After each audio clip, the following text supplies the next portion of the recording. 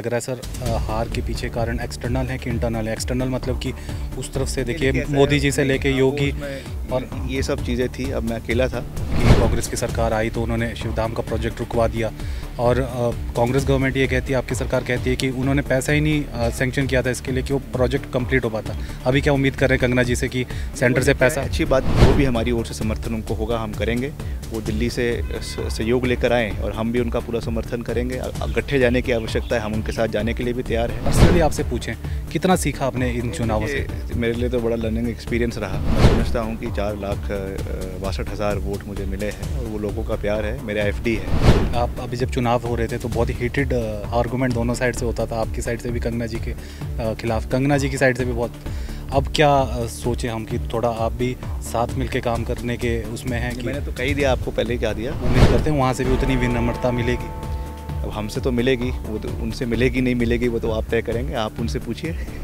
Second last सवाल मेरा, अभी कंगना जी के साथ चंडीगढ़ एयरपोर्ट पे एक थप्पड़ कांड हो जाता है और तुरंत आप उसके ऊपर आप अपनी फेसबुक वॉल पे विदिन मेरे ख्याल से हाफ एन आवर आपने एक बयान दिया था। क्योंकि CISF की सिक्योरिटी का मैंडेट है एयरपोर्ट के अंदर, तो वहाँ पे किसी भी यात्री, ज़रूरी नहीं है कि वो सांसद ही हो, कोई भी आम आदमी भी वहाँ पे जाए, उनके साथ इस तरीके का बदसलूकी नहीं होनी चाहिए। बट पहले ही उनके ऊपर आतंकवादी का ठप्पा लगा देना, ये भी मैं समझता हूँ कि एक गैर जिम्मेवार जो है वो बयान उन्होंने दिया है। और मैं जो यहाँ की सांसद बनी हैं उनको भी पूरा विश्वास दिलाना चाहता हूँ कि जहाँ तक विकास कार्यों की बात है, हम पूरा समर्थन आपका करेंगे। नमस्कार, स्वागत है आपका इस विशेष इंटरव्यू में। और आप जैसा कि जानते ही हैं कि हाल ही में लोकसभा चुनाव संपन्न हुए हैं और मेरे राइट में आप देख सकते हैं इन्हें परिचय के मोहताज तो ये हैं नहीं, विक्रमादित्य सिंह जी हैं जो कि कांग्रेस के टिकट पर चुनाव लड़े थे मंडी लोकसभा से। इस वक्त हिमाचल सरकार में PWD मिनिस्टर भी हैं और थोड़े से इनसे जानना चाहेंगे कि कैसा रहा इनका चुनाव और कहाँ कमियां रहेगी कि ये 74,000 के मार्जिन से कंगना रनौत जीत गई, इनकी जो ओपोनेंट थी। वैसे मैं आपको मोटा मोटा बता दूं 5,37,022 वोट पड़े थे कंगना रनौत को और विक्रम जी को पड़े थे 4,62,267, यानी कि 45% का वोट शेयर इनके पास है। 100 में से 45 लोगों ने इनको वोट किया है। वहीं अगर कंगना जी का वोट शेयर बोले तो 52.9, यानी 52% लोगों ने, 100 में से 52 लोगों ने उन्हें वोट किया। तो फाइट बहुत तगड़ी थी। जितना हमसे पूछते रहते थे लोग कि क्या होगा, हम लास्ट मौके तक यही बोलते रहे कि भाई कुछ भी हो सकता है, क्योंकि फ़ाइट बहुत इन्होंने ज़बरदस्त दी है। काफ़ी लोग, पहले तो बहुत बहुत शुक्रिया सर, आपने हमें समय दिया। बहुत धन्यवाद आपका, थैंक यू। लोग कह रहे हैं कि इन चुनावों के बाद एक नए टाइप के या नए रूप में विक्रमादित्य सिंह दिखे हैं उन्हें, क्योंकि आपने जिस प्रकार से आप लड़े, जो आपके भाषणों की शैली थी, काफ़ी उसमें बदलाव देखने को मिला। पर्सनली आपसे पूछें कितना सीखा आपने इन चुनावों से? मेरे लिए तो बड़ा लर्निंग एक्सपीरियंस रहा। ठीक है, हम विजय प्राप्त नहीं कर पाए, मगर जो मुझे वोट शेयर मिला है और जो लोगों ने प्यार दिया है, मात्र 7% का डिफरेंस है। तो मैं समझता हूँ कि 4,62,000 वोट मुझे मिले हैं और वो लोगों का प्यार है, मेरा एफडी है। अभी तो सिर्फ 34 साल की उम्र है, अभी तो बड़ा लंबा पारी खेलनी है। तो यहाँ के लोगों को मैं यही कहना चाहता हूँ कि मैं उनके साथ, उनके सुख में, उनके दुख में हूँ और मैं उनका MP तो रहूँगा ही, मुश्किल समय का पारिवारिक सदस्य। तो मैं ये कह सकता हूँ कि यहाँ के विकास कार्यों में हम कोई कमी नहीं आने देंगे। आज भी मैंने अपना पूरा रोड मैप बताया है कि किस तरीके से हम यहाँ के विकास कार्यों को आगे लेकर जाएंगे, सकारात्मक राजनीति करेंगे। ठीक है, जनता ने उनको जिताया है, हम उसका मान सम्मान करते हैं। और मैं जो यहाँ की सांसद बनी हैं उनको भी पूरा विश्वास दिलाना चाहता हूँ कि जहाँ तक विकास कार्यों की बात है, हम पूरा समर्थन आपका करेंगे। आप बड़े प्रोजेक्ट दिल्ली से लेकर आएँ, हम भी लेकर आएंगे और मिलकर हिमाचल और मंडी का विकास करेंगे। शिवधाम का वो मुद्दा उठाते रहते थे कि कांग्रेस की सरकार आई तो उन्होंने शिवधाम का प्रोजेक्ट रुकवा दिया और कांग्रेस गवर्नमेंट ये कहती है, आपकी सरकार कहती है कि उन्होंने पैसा ही नहीं सेंक्शन किया था इसके लिए कि वो प्रोजेक्ट कंप्लीट हो पाता। अभी क्या उम्मीद कर रहे हैं कंगना जी से कि सेंटर से पैसा? अच्छी बात है, लेकर आएँ उसके लिए बजट, क्योंकि हमारे लिए अभी जो मेन प्रायोरिटी है वो रेस्टोरेशन की है। आज भी करोड़ों रुपए की लाइबिलिटीज़ हमारे ऊपर खड़ी है। अभी मैंने PWD के अपना रिव्यू किया और कई हमारा जो आपदा के समय में रेस्टोरेशन के काम हुए, आज तक लोगों की पेमेंट्स नहीं हो पाई है। तो पहली प्राथमिकता हमारी जो है रेस्टोरेशन की है, उनके पेमेंट्स करवाने की है, रोड्स की बहाली की है। ये एक एम्बिशियस प्रोजेक्ट है शिवधाम का, जिससे डायरेक्टली लोगों का बेनिफिट नहीं होने वाला है। ठीक है, एक रिलीजियस पॉइंट ऑफ व्यू से या यहाँ की ब्यूटिफिकेशन के रूप से उसको किया गया है, पर पहले हमको अपनी प्राथमिकता तय करनी है कि हमने पहले काम कौन से करवाने हैं। अगर इसके लिए वो बजट लेके आते हैं दिल्ली से, हम इसको एग्जीक्यूट करवाएंगे, निश्चित तौर से पूरा सहयोग देंगे।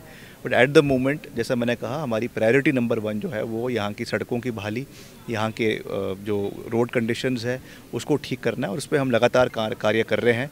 आज भी करीबन 200 से 300 करोड़ रुपए के सड़कों के अपग्रेडेशन का कार्य केवल मंडी जिला के अंदर चल रहा है। अभी मैंने उसका पूरा सुपरविजन किया है और अधिकारियों को निर्देश दिए हैं कि 18 महीने के अंदर वो कार्य जो है सारे पूरे हो जाने चाहिए, और उनकी क्वालिटी ऑफ वर्क जो है वो भी पूरा तरीके से मेंटेन रहनी चाहिए। जी, वापस चुनावों पे आते हैं। क्या लग रहा है सर, हार के पीछे कारण एक्सटर्नल है कि इंटरनल है? एक्सटर्नल मतलब कि उस तरफ से देखिए मोदी जी से लेके योगी और ये सब चीज़ें थी। अब मैं अकेला था, उधर से प्रधानमंत्री भी आ रहे थे, उत्तर प्रदेश के मुख्यमंत्री थे, गडकरी जी थे।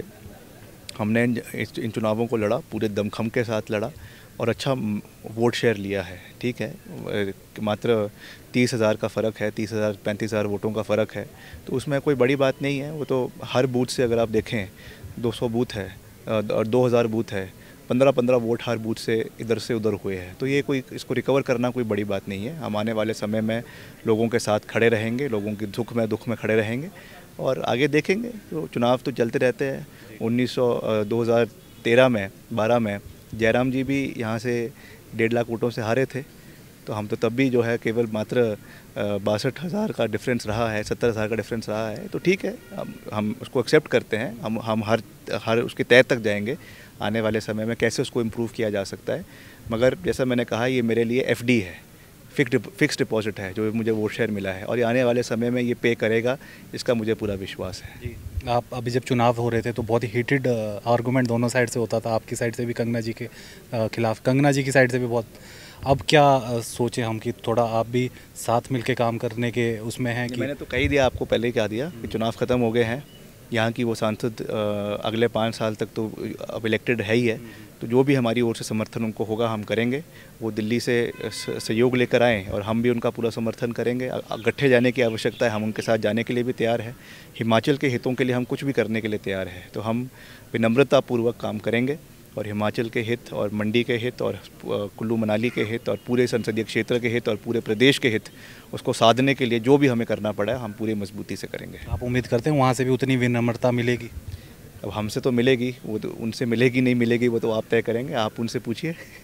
गडकरी जी को अभी आप याद करते थे, मेरे सवाल की जवाब में भी आपने उनका जिक्र किया, तो उनके साथ भी आपके रिलेशन भी बहुत अच्छे हैं और वो सड़क परिवहन, आप उम्मीद करें कि दोबारा उनको मंत्रालय मिले, तो क्या उम्मीद करते हैं आप? तौर से देखिए तो अच्छे सज्जन पुरुष है और पूरा मदद करते हैं हमेशा। उन्होंने पीछे जब आए थे चुनावों के पहले भी तो 150 करोड़ रुपए हमारे विशेष आग्रह पे दिए थे हिमाचल को। अभी तक हालांकि वो पैसा आ नहीं पाया है ऑन रिकॉर्ड, तो मैं अभी वो फिर से मंत्री बने हैं पिछले कल, तो आशा करते हैं कि आज शाम तक, क्योंकि डिक्लेयर हो जाना है कि कौन से डिपार्टमेंट्स उनको मिलेंगे, क्योंकि उनका फोर्टे इसमें है, उन्होंने अच्छा काम इसमें किया है पिछले 10 साल।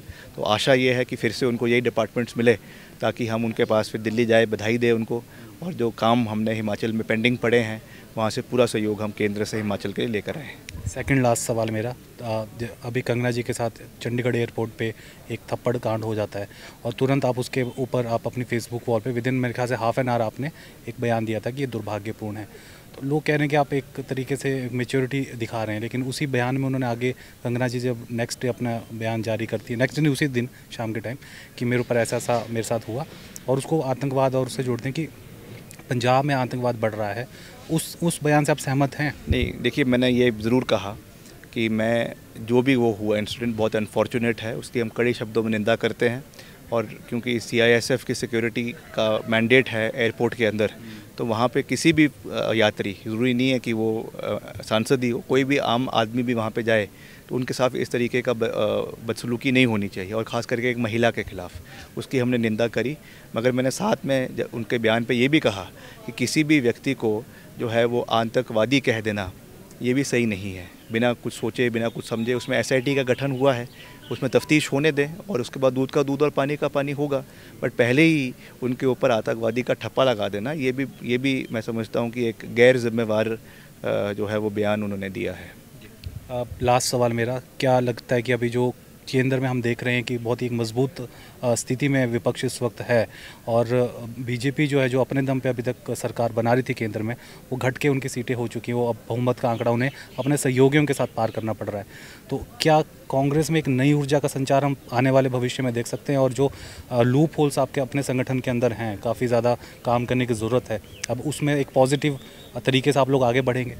देखिए, देश की जनता बहुत पढ़ी लिखी है और समझदार है। उन्होंने सबको इस चुनाव में कुछ ना कुछ मैसेज दिया है। कांग्रेस पार्टी को भी दिया है, विपक्ष को भी दिया है, बीजेपी को भी दिया है, और ख़ास करके मोदी जी को भी इसमें एक बहुत बड़ा संदेश है कि जिस तरीके की उनकी राजनीति रही है, माई वे और दी हाईवे, उसको ख़त्म करने के लिए देश की जनता ने स्पष्ट बहुमत दिया है। ये कहा है कि आप बने रहें, मगर आप एक अलग तरीके से बने रहें। जो आपका एक वो था कि मैं ही करूँगा और सब कुछ मेरे हाथों ही होना है, अब वो चीज़ें नहीं होगी। अब उन्होंने ये कहा है कि सरकार बेशक एनडीए की बने, मगर एक जो है कंसेंसस की सरकार हो, जिसमें सबकी बातों को सुना जाए, सबकी आवाज़ को सुना जाए, और विपक्ष को भी मजबूत किया है पहले की स्थिति में। पहले ऐसा होता था, लोकसभा के अंदर सारे के सारे बिल पास हो जाते थे, विपक्ष को कोई सुनता ही नहीं था, विपक्ष वॉकआउट कर देता था, विपक्ष को सस्पेंड कर दिया जाता था। मगर आज की परिस्थिति वो नहीं है। अब सरकार को, प्रधानमंत्री जी को, विपक्ष को भी पूरा समय लोकसभा के अंदर देना पड़ेगा, राज्यसभा के अंदर देना पड़ेगा, और हर चीज़ पर विपक्ष पूरी मजबूती से अपनी आवाज़ उठाएगा। और इस पूरे प्रक्रिया में राहुल गांधी जी का एक नया चेहरा हमको देश के अंदर दिख कर आया है। जिस तरीके से उन्होंने भारत जोड़ो यात्रा, भारत न्याय यात्रा करी है, उसमें उनकी एक नई छवि देश के अंदर उभर कर आई है। और मुझे पूरा विश्वास है कि जो हमारी संगठनात्मक कमियां हैं, उसको भी हम आने वाले समय में उभारेंगे और मिलकर संगठन को मजबूत करेंगे। हिमाचल प्रदेश में भी हमारा जो संगठन है उसको मजबूत करने के लिए हर संभव प्रयास किया जाएगा, ताकि आने वाले समय में, चाहे हमारे लोकसभा के चुनाव है या और भी जो चुनाव समय समय पर आते हैं, उसके लिए हमारा जो संगठनात्मक ढांचा है उसको मजबूत किया जाए। बहुत बहुत शुक्रिया सर हमसे बात करने के लिए, और आपको आपके भविष्य के लिए, और जो एफडी की आपने बात की उसके भविष्य के लिए आपको बहुत बहुत शुभकामनाएं। बिल्कुल, मैं धन्यवाद करता हूं मंडी की जनता का और मंडी संसदीय क्षेत्र की जनता का कि ठीक है, जीत हार तो चली रहती है। मैंने कहा बड़े बड़े दिग्गज भी हारे हैं, मेरे पिताजी भी कई बार हारे हैं यहाँ से, ऐसा नहीं है, मगर मैं हमेशा खड़ा रहता हूँ। और मैं आपके चैनल के माध्यम से मंडी की जनता को विश्वास दिलाता हूँ कि आपके सुख में, आपके दुख में मैं आपके साथ खड़ा हूँ, और लंबी पारी हम मिलकर खेलेंगे।